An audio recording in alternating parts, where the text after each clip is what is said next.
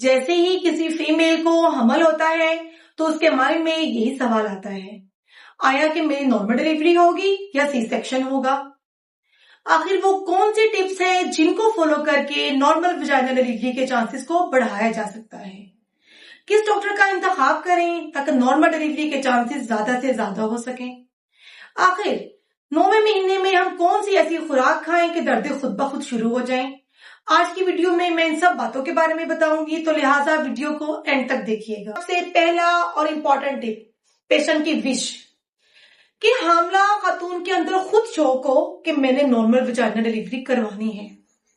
उसकी अपनी टिप कि नॉर्मल या सी सेक्शन का फैसला अचानक 9वें माह में नहीं होता, ये पहले से प्लान होता है।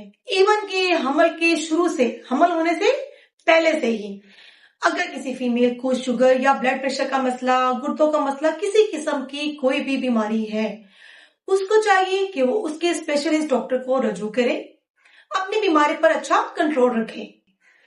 इसी तरह से अगर किसी फीमेल का वजन हमल के पहले से ही बहुत ज्यादा है तो उसको चाहिए कि अपने वजन को कम करे, अपने वजन को कंट्रोल करे, फिर हमल प्लान करे।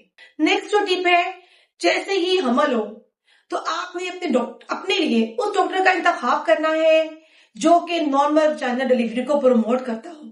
जो डॉक्टर अपनी अवेलेबिलिटी 24 घंटे देती है वही नॉर्मल डिलीवरी की तरफ जा सकती है। इसलिए हमल के दौरान अपने डॉक्टर का इंतखाब बहुत सोच समझ कर करें। नेक्स्ट, जैसे ही आपको हमल हो आपने खुद को फिजिकल एक्टिव रखना है। ये बहुत इंपॉर्टेंट टिप है। हमल के शुरू से लेकर हमल के एंड तक खुद को फिजिकल एक्टिव रखें।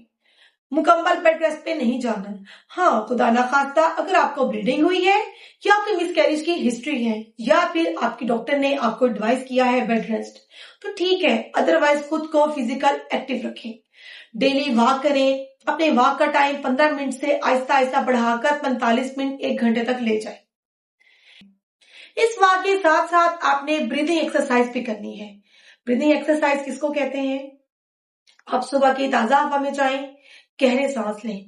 आपने नाक के जरिए सांस को अंदर लेके जाना है और जितनी देर तक कंट्रोल रख सके कंट्रोल रखना है, फिर मुंह के जरिए सांस को बाहर निकालना है।